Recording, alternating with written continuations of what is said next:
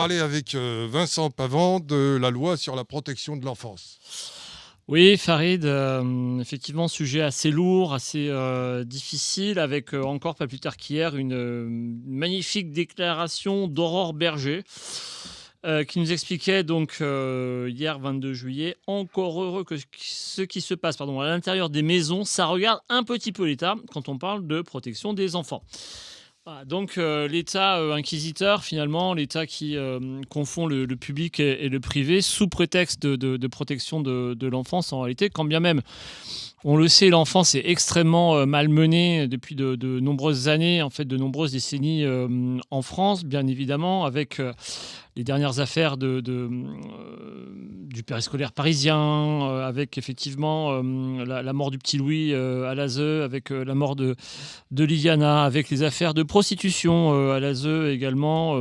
Et puis aujourd'hui, d'ailleurs, on voudrait nous faire croire que en interdisant les réseaux sociaux aux moins de 15 ans, nous allions justement les protéger. C'était le sens des mots d'Aurore Berger. Là, on lui disait, écoutez, c'est peut-être le rôle des parents de savoir si oui ou non ils autorisent ou pas l'accès, évidemment, aux écrans à leurs enfants. Et Aurore Berger dit, non, nous allons rentrer, nous, directement dans les maisons. Encore heureux que ce qui se passe dans les maisons nous intéresse. Et en réalité, c'est vraiment tout le sens, au fond, de l'aide sociale à l'enfance et de la protection de l'enfance qui est attachée donc à l'aide sociale à l'enfance, qui n'est pas du tout une manière de sauver des enfants des griffes de leurs parents qui seraient ultra-violents, voire incestueux. Il y en a, évidemment, ça existe, on peut pas le nier. Par contre, c'est absolument pas du tout la majorité des cas d'intervention de l'aide sociale à l'enfance qui pratiquent ce qu'on appelle les placements abusifs, c'est-à-dire sur des critères absolument flous, voire parfois délirants, va séparer des parents de leurs enfants. L'exemple le plus classique, c'est hélas les femmes qui sont battues dans les foyers par des hommes parfois hélas violents, qui du coup prennent leurs enfants sous le bras et qui s'en vont, qui se retrouvent évidemment dans des situations assez compliquées, qui sont un petit peu souvent sans emploi, sans manière de se loger, qui vont faire appel du coup à une aide justement une assistante sociale en disant voilà, je suis dans cette situation. Et là, l'assistante sociale, plutôt que de fournir une aide, un logement pendant quelques temps, histoire que effectivement ces femmes battues se refassent, se retrouvent une situation, bien va dire voilà, les conditions d'éducation de votre enfant sont gravement compromises puisque vous êtes tout seul, vous êtes un petit peu à la rue, et par conséquent, on va placer les enfants et en général, vous les revoyez jamais puisque 70% des enfants pour lesquels on décide un placement en fait sont placés jusqu'à leur majorité. Donc, il y avait du coup, la semaine dernière, j'étais à l'Assemblée, d'ailleurs pour le vote de deux lois historiques. La première, c'était la loi sur ce qu'on appelle l'aide à mourir, effectivement, qui avait fait plusieurs allers-retours entre l'Assemblée et le Sénat, qui avait été à chaque fois refusé par le Sénat et évidemment appuyé par l'Assemblée. Et comme vous le savez, dans ces cas-là, à la fin, c'est l'Assemblée qui a toujours le dernier mot sur le vote d'une loi. Et donc, j'ai assisté au vote de cette loi, pour moi, historique, mais dans le mauvais sens du terme. Hélas, un jour noir, je dirais, dans notre calendrier parlementaire et législatif. Avec donc cette aide qui va être attaquée sûrement au Conseil constitutionnel. Nous, l'association Réinfo Liberté, a déjà mandaté un avocat pour déposer un mémoire externe au Conseil constitutionnel concernant effectivement l'adoption de cette loi qui n'offre absolument aucune garantie et qui risque, hélas, d'être complètement dévoyée avec des procédures à la fin discrétionnaires qui permettront de tuer des gens. Et donc, juste au passage, on rappelle quand même que Jean-Louis Touraine, il expliquait donc dans une vidéo qui date du 30 novembre 2024 que cette loi, enfin le départ de cette loi, c'était un pied dans la porte pour faire passer ensuite le reste. Oui, tout à fait. Alors, exemple, aujourd'hui, les mineurs sont exclus de cette aide à mourir, mais évidemment, le pied dans la porte, comme tu le disais, fera que d'ici quelques années, comme c'est déjà le cas en Belgique, par exemple, eh bien, les mineurs pourront demander aussi une assistance à mourir, sans que d'ailleurs, manifestement, les parents n'aient quelque chose à dire. Donc, on voit très bien qu'on n'est pas du tout dans l'idée de protéger les enfants. D'ailleurs, aujourd'hui, parmi sûrement les jeunes adultes, il y a des gens qui étaient enfants pendant la crise Covid. Crise Covid, on s'en souvient, qui a été quelque chose d'atroce pour les enfants, avec des protocoles absolument abominables concernant le masque, la distanciation sociale. À 6 ans, le masque à 6 ans. Le masque à 6 ans et même parfois avant, le masque pour faire du sport, le masque dans toutes les conditions, y compris et surtout les plus inutiles, avec des enfants qui aujourd'hui sont dans une santé, dans un état mental absolument dramatique. On appelle ça la génération Z aujourd'hui, qui est dans des conditions absolument abominables. Et donc on n'a pas du tout cherché à protéger. partagé, à qui au contraire on a fait peur, on a fait porter le poids de la culpabilité de la mort de leurs aînés. On se souvient de ce clip atroce où des enfants qui allaient embrasser leur mamie, eh bien quelques scènes plus tard, cette vieille femme était en train de mourir parce qu'elle avait eu le Covid que lui avait transmis vraisemblablement ses petits-enfants. Donc on a... Il y avait Jean Castex aussi qui avait dit pour la bûche de Noël, oui. papy et mamie dans la cuisine tout seul. C'est ça, voilà. Et les autres à la cave, les autres dans le grenier. En fait, bon, c'était vraiment quelque chose d'assez atroce où, comme je le disais, on a fait vraiment porter le poids. Donc, l'idée, c'est qu'il n'y a pas de protection de l'enfance. Enfin, il faut regarder les choses en face. Les dernières années nous montrent qu'on n'a absolument pas tenu soin des enfants, à qui d'ailleurs on promet bientôt d'aller mourir en Ukraine, puisque voilà, c'est en gros, il faudra que des enfants s'apprêtent à mourir ses enfants. C'est un peu ce que nous a dit donc le général Mandon. Bon, c'est quelque chose d'assez... Donc, il n'y a absolument pas de bienveillance chez les enfants. J'allais juste dire que c'était approuvé par Macron et le gouvernement, mais quand on voit aussi, par exemple, avec l'affaire Epstein, donc Macron qui nous avait dit, et Yael Braun-Pivet, que ça ne concernait pas la France, quand on voit, par exemple, que l'ancien Premier ministre, Bayrou, il avait couvert une affaire de pédocriminalité pendant 30 ans, ça n'a pas empêché de le nommer Premier ministre. On se dit, bon, quand même, le gouvernement, il ne fait pas grand-chose pour aider la jeunesse, quoi. Et encore, là, c'est les scandales les plus évidents, mais vous savez, moi, je travaille avec des associations qui sont vraiment spécialisées en aide sociale à l'enfance. Et moi-même, je recueille des témoignages en fait de gens qui passent par là. Je peux vous dire que le nombre de viols qu'il y a dans le cadre des enfants placés à l'aide sociale à l'enfance, c'est juste faramineux. Des enfants qui sont médiqués, qui sont placés dans des hôpitaux psychiatriques, qui sont violés, on ne fait jamais rien. Des enfants en famille d'accueil qui sont violés, on ne fait jamais rien. Même 10 ans après, la justice n'est pas capable de prononcer la moindre condamnation, si vous voulez.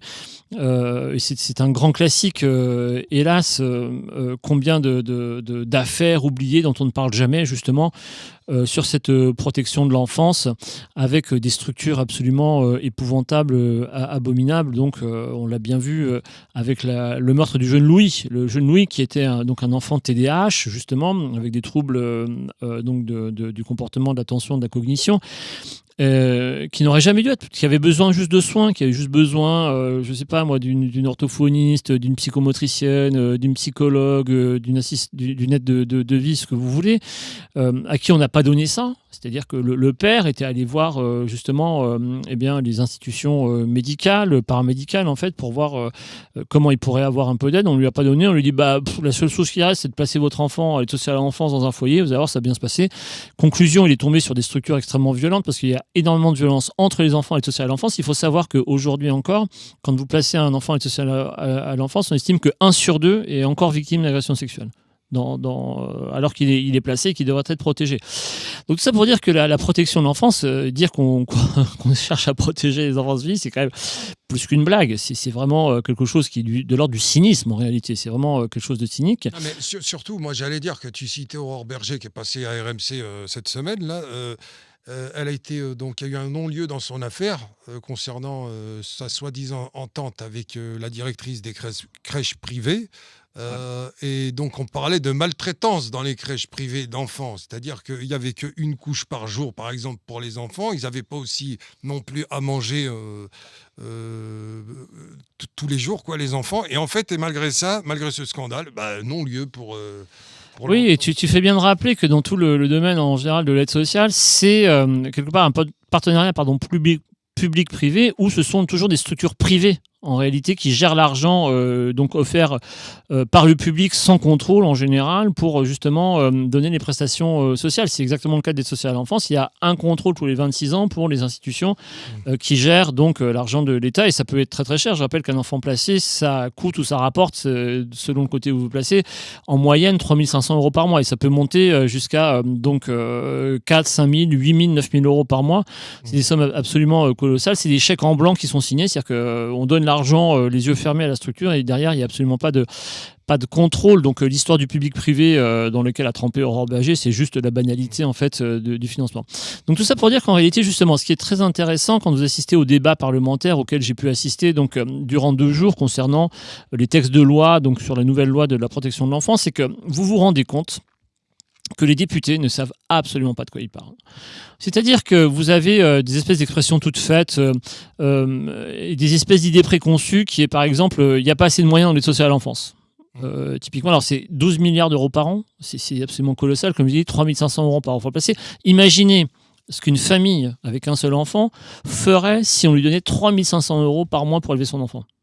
Vous imaginez, enfin, ce serait quelque chose d'absolument colossal. Il y aurait effectivement des enfants qui seraient gâtés, qui vivraient, je dis pas dans l'opulence, mais qui auraient vraiment tous leurs besoins couverts.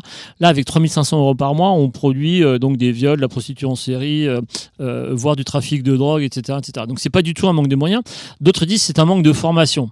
Mais attendez, excusez-moi, il faut des diplômes normalement pour être éducateur spécialisé, pour être psychologue, pour être assistant social, pour pouvoir exercer dans n'importe quelle maison éducative à caractère social, en fait, dans lesquelles les enfants se passent. Donc c'est pas du tout un problème de formation. Et moi, j'allais dire, on pourrait parler aussi des scandales qu'il y a eu à la mairie de Paris. Oui, tout à fait. Alors justement, c'est assez rigolo parce qu'il y a un espèce d'assistant scolaire comme ça qui avait été pris la main dans le sac donc à maltraiter sexuellement des enfants. Alors pour justement le défendre, son avocat a dit « Ah mais monsieur le juge, mon client n'a pas été formé ». Comme il fallait, voilà. Donc, en fait, oui, je vous promets, hein, c'est des trucs abominables. Donc, cette idée, justement, c'est très intéressant de voir que cet argument, en fait, donné par l'avocat, pourquoi il arrive à ce moment-là? Parce que tout le monde prétend qu'il y aurait un manque de formation, en fait, des éducateurs ou des gens qui sont dans tout ça. Enfin, c'est absolument pas vrai. Il faut des diplômes en général. Alors, même si, effectivement, souvent les institutions, hélas, embauchent des gens sans diplôme, ça s'est fait justement quand les journalistes ont commencé à vouloir rentrer dans les structures. Pardon, pour filmer de l'intérieur un petit peu ce qui se passait, ils ont réussi à se faire embaucher sans diplôme. Et là, en fait, ils ont commencé à filmer en caméra cachée, justement, les violences qui étaient faites sur les enfants par d'autres éducateurs. Donc en réalité, les députés votent des lois en s'appuyant sur des fausses représentations, sur des poncifs, sur des idées qui traînent en disant « Ah, mais ils sont tellement formidables, nos juges sont débordés. » Mais excusez, attendez-moi, les juges ne sont pas complètement débordés. Il y a eu justement, durant la commission donc, Santiago, la dernière qui a enquêté justement sur l'aide sociale à l'enfance, sur les manquements d'aide sociale à l'enfance, et qui a... était le point de départ justement de cette loi sur la réforme de la loi Rist-Darmanin, donc sur la protection de l'enfance. Il y a des juges qui ont dit devant donc la commission, je rappelle les commissions, c'est des endroits où on n'a pas le droit de mentir, où il y a une commission de parjure, qui ont dit effectivement, mais vous savez, nous, Madame la députée, nous rendons des décisions sans contradictoire. C'est-à-dire nous rendons des décisions sans audience, quand bien même, normalement, toutes les procédures judiciaires fait qu'il doit y avoir un contradictoire, que les gens que vous accusez, en particulier de mal élever leurs enfants ou d'être dangereux pour eux, puissent venir donner leurs arguments en disant mais attendez, Madame le juge, c'est pas du tout ce que vous croyez, etc. Il y a énormément de décisions qui sont prises dans l'aide sociale à l'enfance sans même que les juges ne respectent la procédure. Et ça, c'est pas du tout un problème de moyens, si vous voulez. C'est pas que les juges seraient débordés, c'est simplement qu'en fait, ils ont rien à foutre, qu'ils prennent ce qu'on appelle des décisions justement sur la base uniquement de rapports en général mensongers écrits sur les familles, justement dans lesquels on va rentrer, c'est ce que propose Aurore Bergé, et plus vous rentrez dans les familles, plus vous trouvez des prétextes en réalité pour dire « Oh là, mon Dieu, les enfants sont dans des situations intenables ». Exemple, vous êtes tout simplement en train de vous séparer de votre conjoint pour une raison ou pour une autre. L'aide sociale à l'enfance débarque en disant « Oh là là, mon Dieu, le conflit parental, c'est une source de faillite grave dans l'éducation de l'enfant, le pauvre ne s'en remettra jamais, donc séparons-le tout de suite des familles ». Et là, à nouveau, du jour au lendemain, en fait, sans que vous sachiez même parfois pourquoi, vos enfants disparaissent. Donc, en réalité, il y a vraiment une espèce de propagande qui est faite sur l'aide sociale à l'enfance où on voit en gros des affiches avec un numéro, je crois que c'est le 119, où vous pouvez appeler 24/24 pour dire « Oh, attention, j'ai vu mon voisin là dans le jardin, il battait son enfant ». Ça n'a même pas besoin d'être vrai, vous ne serez jamais poursuivi, même si vous mentez. Et donc, sur ces affiches, on voit une petite fille en général avec un œil au beurre noir et un nounours en disant « Oh là là, mon Dieu, les familles sont des familles défaillantes vis-à-vis de leurs enfants ». Quand bien même, on estime aujourd'hui qu'à peine 20% donc, des enfants placés, c'est-à-dire à peu près 40 000 enfants, et c'est déjà beaucoup trop, en réalité, sont réellement victimes d'abus physiques ou sexuels de la part de leurs parents. Mais il y a ces fausses représentations qui traînent, et donc on vote des lois qui ne veulent absolument rien dire, où on évite la discussion sur la faillite institutionnelle, qui est en fait la vraie question sur la protection de l'enfance. Ce fait que ces institutions n'aient jamais été faites d'ailleurs pour soigner qui que ce soit, et celle qui l'a dit, c'est Madame Sandra Agnier, donc, qui est la présidente du conseil départemental donc, de l'Aude, Carcassonne, où est mort mort justement le petit Louis, mort, donc un enfant d'aide sociale à l'enfance, mort tué par d'autres enfants d'aide sociale à l'enfance en fait. Et Madame Sandranier a juste dit, eh bien ici dans l'Aude, l'ASE n'est pas faite pour soigner. Voilà, elle l'a dit clairement, donc autrement dit, on est là au mieux pour servir à pas cher, dans la mesure où vous savez peut-être que dans les foyers où les enfants sont placés, la nuit, il n'y a qu'un seul gardien, souvent pour 15-20 gamins. Tout le monde est rentré chez soi et évidemment, quand les gamines sortent à Marseille, typiquement pour se prostituer, on met sur le carnet en fait, de surveillance qu'elles ont fugué et puis elles reviennent le lendemain et puis voilà, tout se passe bien, on n'arrêtera absolument personne, quand bien même les plaques d'immatriculation sont parfaitement connues. Donc en réalité, on est face à l'aide sociale à l'enfance, à une dérive idéologique qui dure depuis toujours, que les députés sont incapables de regarder en face, que les journalistes en général sont incapables de regarder en face, sauf éventuellement certains qui peuvent enquêter. Donc là, c'est effectivement, je vois que vous avez, Farid, tu as le numéro de Nexus sur, effectivement, voilà. On peut le montrer comme ça. Attends, là, voilà. Voilà, les placements abusifs par l'État, les enfants sacrifiés, c'est exactement effectivement tout le combat que je mène aujourd'hui, notamment avec la sortie de mes 2 bouquins sur l'aide sociale à l'enfance, avec donc les associations qu'on essaie de regrouper pour faire tout simplement, pour essayer de créer ce qu'on va appeler un groupe d'information sur la protection de l'enfance, qui veut dire, bon, maintenant, arrêtez de raconter n'importe quoi, c'était absolument insupportable. Et les débats que j'ai vus donc, au Parlement et la loi qui a été votée sur l'aide sociale à l'enfance, c'est absolument épouvantable. Non seulement elle ne changera rien, mais elle risque d'appuyer toutes les dérives en fait, qu'on observe aujourd'hui sur les placements abusifs, sur les conditions d'accueil qui sont absolument déplorables.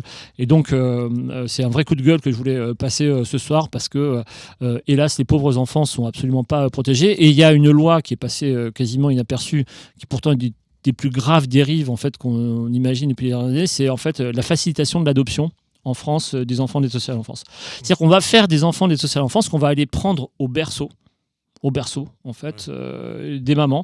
Simplement parce que moi, j'ai eu un témoignage d'une maman africaine qui me disait « Mais vous tenez mal votre enfant, donc dans les bras. » Et donc, on lui a pris son enfant à la naissance, à la maternité. Et donc, ces enfants-là vont devenir des enfants adoptables, en fait, pour, effectivement, les personnes qui voudront les adopter, les couples homosexuels en particulier. Donc, puisque Gabriel Attal et Stéphane Séjourné nous ont annoncé leur grandiose projet d'avoir, effectivement, un enfant. Et où vont-ils le prendre, cet enfant ? Eh bien, sans doute, peut-être, pourquoi pas, on peut l'imaginer, eh bien, à une maman désenfantée à qui on aura retiré son enfant à la naissance. Ça me rappelle le scandale de l'Arche de Zoé. Oui, tout à fait. Voilà, où en fait, ils allaient chercher des enfants qui avaient des parents, mais ils étaient vendus en tout cas comme étant sans parents. C'est ça, tout à fait. Et encore là, ça s'est révélé être illégal finalement et ça a été condamné. Sauf que là, en France, on l'organise légalement maintenant. C'est-à-dire qu'on va avoir des textes de loi qui permettent dès l'âge de 6 mois, et 6 mois ça tombe bien parce que c'est souvent l'âge auquel les enfants sont adoptés. L'enfant idéal à adopter, c'est justement un enfant de 6 mois en gros. Donc à partir de 6 mois, on pourra prononcer ce qu'on appelle le délaissement parental. C'est-à-dire on considérera que de toute façon, les parents n'ont plus d'interaction avec leur enfant et qu'ils ont failli dans la mission d'éducation de leur enfant, quand bien même on l'aura retiré à quelques jours après la naissance, et puis donc on le mettra sur une espèce de marché donc de l'adoption, avec des idéologies de l'adoption qui sont aujourd'hui assez inquiétantes. Donc je cite un livre de Marie-Josée Monza en fait, qui lit l'idée qu'il faut qu'on s'habitue à ce que nos propres enfants, notre chair, notre sang, soient eux-mêmes déjà des étrangers, et que le rapport qu'on ait avec nos propres enfants soit des rapports d'adoption, tout simplement pour pouvoir ensuite s'habituer à accueillir des étrangers. Voilà. Et donc en fait, on veut comme ça se servir de l'aide sociale à l'enfance et des enfants de l'aide sociale à l'enfance en fait comme des espèces aujourd'hui de cheptel quelque part, on va dire, pour tester voilà, des nouvelles théories de relations sociales entre les parents et les enfants, et faire en sorte que les enfants n'aient plus de parents, et quand les enfants n'auront plus de parents, l'adoption sera le mode général en fait d'éducation entre les gens, et donc ça permettra une fluidité entre guillemets, et puis ceux qu'on considérera comme étant des mauvais parents dès la naissance seront désenfantés, et donc on les donnera à d'autres qu'on supposera être des parents meilleurs. Tout cela en fait est extrêmement inquiétant, extrêmement idéologique. Oui, non, c'est sûr. Et puis, c'est pas nouveau et on essaye toujours on espère toujours que ça change, mais en attendant, on n'a pas l'impression que les choses avancent, quoi. Est-ce qu'il y a des questions dans le chat par rapport à ça ? Moi, j'ai une question, mais c'est pas pour ça. Est-ce Oui. que tu as eu un message du CRIF qui t'a demandé de retirer la casquette? C'est le meilleur Habib qui vient de m'appeler juste à l'instant. Je déconne. Non, je rappelle, en fait, non, j'étais en rouge pour la victoire de l'Espagne avec la casquette, mais je t'avoue qu'il fait chaud, tu vois, donc je commençais à transpirer, alors j'ai retiré la casquette. J'ai les projecteurs sur la tête, là. Bref, donc, mais elle est là, je vous rassure, elle est là. On la voit, voilà. Merci pour ton cadeau, Miloud. Je m'appelle Lazare, mais c'est pas grave. Lazare, excuse-moi Lazare, t'as vu, C'est je un parle à la tête. compliment de m'appeler Miloud. Bah justement, parce que je pensais à Miloud par rapport aux questions dans le chat. Est-ce qu'on a des réactions Des personnes qui disent bravo Vincent pour ton combat, notamment Laurence. Et on avait une question qui était intéressante. J'ai un problème avec le pad. Alors, attendez, je vais la retrouver. Luxen qui nous demande pourquoi on n'inviterait pas des personnes qui travaillent justement auprès des enfants confiés. Bah, on a fait une enquête là-dessus. Luxen, justement, Farid en parlait dans le numéro 148. Moi, je donne mon avis, je pense que c'est surtout qu'il y a une grosse opacité, je pense, dans ces, je sais pas si Vincent, je parle sous ton contrôle. Je pense qu'il y a une grosse opacité dans ce système-là, et je pense que beaucoup de personnes, chez une omerta, refusent de parler. Ouais, on a des contacts avec des gens de l'intérieur, effectivement, qui nous confirment l'omerta. Autrement dit, bon, ils savent très bien qu'il y a des éducateurs qui dérapent parfois, ce qu'on peut même parfois comprendre, tant les conditions sont effectivement difficiles, mais en fait, ils refusent de parler. Ils refusent de parler en public. Il y en a une qui a parlé à Marseille, qui s'appelle Jennifer Abitbol. Elle a parlé à visage découvert, à non découvert, pour dire qu'elle, dans tous les foyers de Marseille dans lesquels elle avait travaillé, il y avait de la prostitution. Voilà. Mais déjà, à mon avis, je pense qu'elle n'a pas retrouvé de travail dans les foyers de Marseille, parce que d'être trop critique, en réalité, vous mettez en péril le système, parce qu'il y a tellement de malversations. Moi, j'ai des témoignages directs de directeurs d'institutions qui partent avec la caisse et puis qui rouvrent un centre 2 mois après. Je vous parle à peine des médocs, des psychotropes qui sont dispensés de manière complètement illégale sur les enfants pour les faire taire. Enfin bon, c'est vraiment... donc oui, il y a des gens de l'intérieur qui savent, mais en général, ceux-là ne restent pas très longtemps parce qu'ils sont vite... c'est absolument terrorisés par ce qui se passe. Et puis quand ils parlent, de toute façon, ils sont complètement évincés. Donc voilà. Mais c'est pour ça qu'on en revient à la déclaration d'Aurore Berger cette semaine, la RMC dans les grandes gueules, quand elle parle donc d'interdire les réseaux aux moins de 15 ans. C'est une vaste blague, puisque le gouvernement ne fait rien pour protéger les enfants déjà, de base. Oui, et puis bon, Emmanuel vous dira peut-être qu'il y a des moyens de contourner ce genre de trucs techniquement, c'est pas très efficace. Et puis moi, je fais partie des gens qui disent chacun un petit peu souverain chez soi. C'est aux parents effectivement de faire en sorte que les enfants ne débordent pas avec les réseaux sociaux. Et puis moi, ce que je disais, mon fils, il joue aux échecs sur les réseaux sociaux et ça aurait été dommage à moins de 15 ans, donc il a plus de 15 ans aujourd'hui, mais de lui interdire de jouer aux échecs, si vous voulez, sur les réseaux, sous prétexte que ce serait dangereux pour lui. Donc c'est absolument pas la protection de l'enfance, Oui. on le sait très bien. Donc tout ça est une vaste blague. Et voilà. Et surtout pour la protection de l'enfance, ils ont laissé Morandini à l'antenne pendant plusieurs années sur CNews. Donc ils ont recruté un Premier ministre, je le disais. Chaque fois, François Bayrou, qui couvrait une affaire. Oui, et c'est même la propre fille de François Bayrou à la fin qui l'a balancé quand même. Ouais, il faut bien le dire. Donc voilà, tout ça pour dire que plutôt que de faire en sorte que l'État rentre dans les familles, il faudrait peut-être que les familles rentrent dans les institutions pour effectivement voir ce qui s'y passe réellement. Mais bon, ça, j'ai discuté avec une députée que j'ai rencontrée sur ces questions, donc qui était membre de la commission Santiago, Madame Katiana Levasseur, qui m'a dit écoutez, les députés, ils sont partout chez eux, ils peuvent rentrer partout dans les prisons, dans les hôpitaux, etc. Le seul endroit où on ne peut pas rentrer, c'est les foyers d'aide sociale à l'enfance. Voilà, donc les députés ne peuvent pas rentrer, non. Ils ne peuvent pas rentrer. Il y a tellement besoin d'autorisation spéciale en tout genre qu'en fait, ils ne peuvent pas rentrer. Donc vous voyez, pour vous dire à quel niveau c'est dangereux, sachant que vous pouvez rentrer dans n'importe quelle prison et pas dans un foyer, c'est que bon, il y a un problème. Ouais, c'est que certainement, il y a leur maître au-dessus qui leur ont dit de pas rentrer, quoi. Ah bah c'est une certitude. Alors qu'est-ce qu'on a à cacher ? Sûrement beaucoup de choses. Donc nous on essaye avec justement des associations de travailler sur les témoignages, les retours en fait d'expérience un peu des gens qui sont que ce soit les parents, les familles ou les enfants. Moi je peux vous dire, j'ai eu un témoignage d'une femme en fait dont la fille a été placée pour des raisons absolument abusives. 1 an après, la gamine est morte dans le foyer, d'accord. La famille, la mère a demandé une autopsie en fait, et on lui a dit en fait on a retrouvé des antidépresseurs et en fait des opiacés dans le sang de votre fille et elle est morte de ça. Mais c'est toujours pas pourquoi elle a eu accès à ces opiacés, à ces antidépresseurs. Et une autre maman, pareil, africaine également, hélas, en fait, elle, on lui a carrément pris le nourrisson à la naissance et on lui a filé en fait des psychotropes au gamin. Il est mort quelques mois après, donc son placement, voilà. Donc c'est à ce niveau-là, vous voyez, c'est même pas juste des enfants qui seraient juste un peu brimés ou un peu, voilà, on parle de mort sèche en fait, dans des conditions où l'information ne peut pas ressortir. Ouais. Ah, c'est sûr que bon, quand on s'intéresse un peu à ces choses, c'est glauque. Ouais, sordide, ouais. Ouais, c'est Je veux dire. hyper sordide, effectivement. Voilà. Donc voilà, c'était vraiment pour pousser ce coup de gueule après ce que j'ai vu à l'Assemblée, qui est indigne d'un pays en fait qui saurait justement regarder en face, hélas, les drames qu'il inflige à l'enfance. Et encore tout ça, ce qui se passe avec l'enfance est caché. Et donc recouvert par une tonne de moraline un peu dégoulinante où on applaudit les gens qui sont responsables, c'est-à-dire les juges, les institutions, voilà. Oui, tu voulais dire quelque chose Moi, j'avais une question pour Vincent, une question personnelle. Toi, qu'est-ce que tu penses de ça? Est-ce que tu penses que pour l'avenir, la protection de l'enfance aura des beaux jours devant elle, ou est-ce que tu penses que malheureusement, ça va... on va dire, Alors, dans les deux bouquins que j'ai écrits sur l'aide sociale à l'enfance, qui s'appelle L'aide sociale à l'enfance de point généalogie d'un dispositif biopolitique totalitaire, je montre qu'en fait la situation dure depuis que l'aide sociale à l'enfance existe. C'est-à-dire en France depuis 150 ans, la loi de 1889. Et non seulement il n'y a aucune chance que ça s'améliore, parce que idéologiquement ça a été construit de toute façon pour être quelque part un bagne pour les enfants et en fait une espèce de redressement moral contre des familles pour lesquelles on avait énormément de préjugés, les familles ouvrières, les familles d'origine étrangère qui sont les premières à être victimes des placements abusifs. Et mon sentiment, c'est que tant qu'on ne supprimera pas les articles du Code civil, donc les articles 375 et suivants, qui permettent à un juge de déclarer de manière délirante sur des affirmations complètement débiles qu'un enfant serait en danger dans sa famille, on n'aura pas la peau d'aide sociale à l'enfance. L'aide sociale à l'enfance, pour moi, est complètement consubstantielle de la Constitution de la République. Je rappelle qu'on a un chant qui s'appelle la Marseillaise, qui commence par « Allons enfants de la patrie ».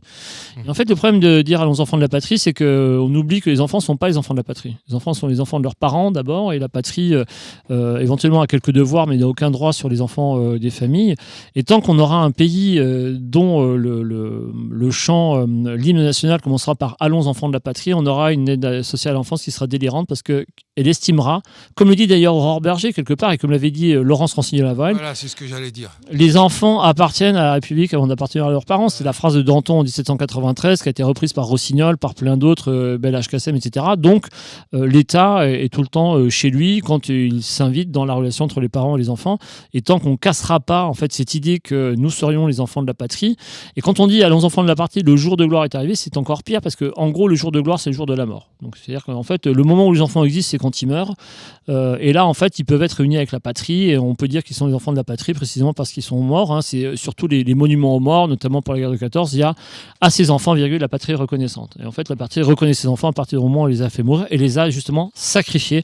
Et je trouve que le titre de ce numéro de Nexus est extrêmement bien trouvé parce qu'effectivement ce sont bien des enfants sacrifiés en fait, qu'on va justement sacrifier pour faire exister une idéologie et donc on va retirer leurs enfants jusqu'à les faire mourir en cas de besoin. C'était le cas de Louis, c'était le cas de plein d'autres, hélas.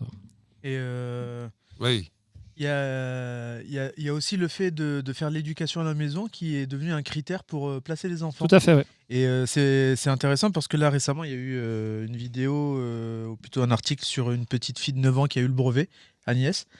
Et justement, c'était un bon moyen un pied de nez face au gouvernement pour montrer que l'éducation à la maison, basée sur des méthodes bien connues, elle est plus efficace que l'État, que l'éducation nationale. Oui, il faut rappeler que cette fille de 9 ans, elle a fait l'éducation à la maison. À la maison, Voilà. avec des manuels scolaires qui datent des années 50. Ouais. Mais en réalité, les pièges, ils sont dès la naissance d'un enfant. Quand vous avez par exemple la PMI qui se pointe, vous savez, avec différents contrôles. Est-ce que vous avez suffisamment de matériel? Est-ce que vous avez une... Donc vous avez une dame comme ça qui s'immisce directement dans le foyer et malheureusement, si vous voulez même pas la recevoir, et moi j'ai eu le cas, vous savez, je suis quand même bien installée, j'ai envie de dire, quand j'ai mariée, etc. Et donc on peut pas parler de classe socio-économique ou quoi que ce soit. C'est vraiment une volonté de vouloir vous prendre votre enfant. Et si vous dites non, en fait, vous rentrez pas chez moi, parce que vous n'avez pas à rentrer chez moi, vous n'avez pas à regarder quelle marque je prends, par exemple de couche, est-ce que je prends des Pampers ou est-ce que je prends autre chose, vous n'avez pas à le faire. Et bien là, en fait, ils insistent, et si vous ne les faites pas rentrer, ça peut être pire. Donc il y a une espèce de chantage qui s'exerce aussi dès la naissance, aux parents, Et derrière, ça conduit à quoi? Ça conduit finalement à presque accepter aussi des fois des situations qui ne devraient pas être présentées. Donc, il y a l'école à la maison, mais en fait, c'est dès la naissance, dès la sortie de la maternité, en fait. Ouais, et même avant, parce que l'accouchement à la maison Oui. est aussi considéré comme Tout à fait. un critère pour. De maltraitance ou c'est ça. de compromission fait. grave. Et Ouais. Emmanuel a tout à fait raison de le dire. Alors, je rappelle que la PMI a été créée par la loi du 16 décembre 1942, qui est une loi pétainiste, en fait, d'eugénisme. Et la loi du 16 décembre 1942 portant création de la PMI est une loi qui elle-même s'estime comme étant eugéniste, ou les assistantes sociales, c'est dit noir sur blanc dans le texte de loi, vont venir contrôler effectivement les naissances. C'est-à-dire que la PMI pourrait être vue comme un droit à la santé pour les femmes enceintes, effectivement, alors que c'est une obligation d'élever des enfants dans certaines conditions, ce que dit très bien Emmanuel. Et nous, on a des tas de cas, effectivement, où la PMI considère, comme l'a dit Emmanuel, parce que les femmes ne se sont pas forcément fait suivre avec la PMI pendant la grossesse, parce qu'elles ont accouché à la maison, qui se voient retirer leurs enfants dès la naissance. Et même si vous refusez de donner un certain soin d'une certaine manière à votre enfant, eh bien, on va vous dire que vous le maltraitez parce que vous lui refusez les soins et on va vous le prendre dès la naissance, en réalité. Donc, c'est vraiment extrêmement coercitif. Ça n'a absolument rien à voir avec le soin. C'est vraiment un contrôle délirant qui, en plus, est un préjugé, souvent, pour se permettre de dévaloriser certaines catégories socio-professionnelles, même si, comme le dit Emmanuel, il y a beaucoup de gens, notamment les gens qui veulent élever leurs enfants différemment. Les cas d'école à la maison ont été des cas encore récemment documentés pour lesquels on a des témoignages où les enfants, du coup, sont retirés parce qu'on considère que les parents sont dans une dérive sectaire. Donc on va dire, ah bah oui, regardez, bon, le mot complotiste est apparu dans plusieurs jugements, je dis bien dans plusieurs jugements, pour dire qu'il fallait retirer l'autorité parentale un certain temps et placer les enfants parce que les parents étaient complotistes, parce qu'ils pensaient d'une certaine manière, parce que rendez-vous compte, ils mangeaient des trucs bio ou des trucs, voilà, etc. Ils filtrent leur eau. Attends. Oui, peut-être qu'ils filtraient l'euro, peut-être que même ils vivaient effectivement de leur propre jardin potager, allez savoir, des fous furieux dans ce genre-là, vous voyez. Et donc, tout ça, on considère que c'est une dérive sectaire, c'est-à-dire qu'on ne donne pas à l'enfant la sociabilisation républicaine dont Macron nous dit que l'école, effectivement, est le creuset, et par conséquent, on considère que vous le mettez en danger, tout simplement parce que vous l'isoleriez du reste, mais surtout, on voit que c'est très idéologique.